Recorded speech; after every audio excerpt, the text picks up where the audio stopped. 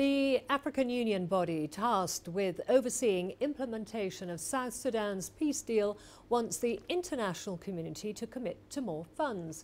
The Joint Monitoring and Evaluation Commission says its mission will not succeed without more international backing. CGTN's Patrick Oyet reports now from Juba. South Sudan's peace deal signed in September last year dictates that a unity government be formed in May this year. Security sector reforms are scheduled to be completed before setting up the new government.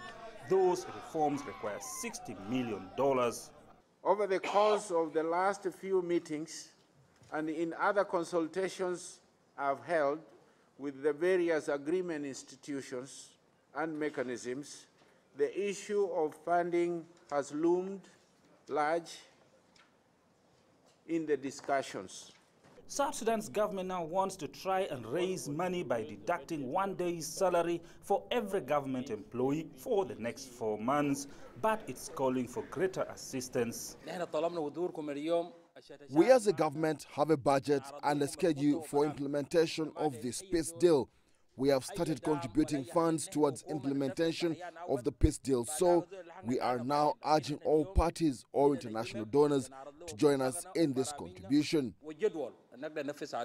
South Sudan's civil war devastated the country's economy. Many civil servants have been going for months without salaries. The East African Regional Body, or IGAD, has established a ceasefire monitoring body known as CGTN. Now, CGTN says it's also facing financial challenges. We also urged IGAD, who is responsible for this organization, to take responsibility and to find possible funds for deployment to finalize reconstitution of the CGTN and to deploy national monitors as soon as possible. But some members of international donors are still skeptical about the peace deal implementation and are reluctant to fund the process.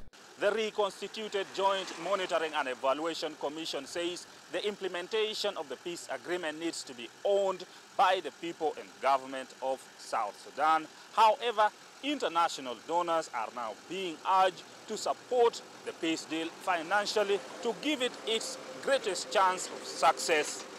Patrick Oyet, CGTN, Juba, South Sudan.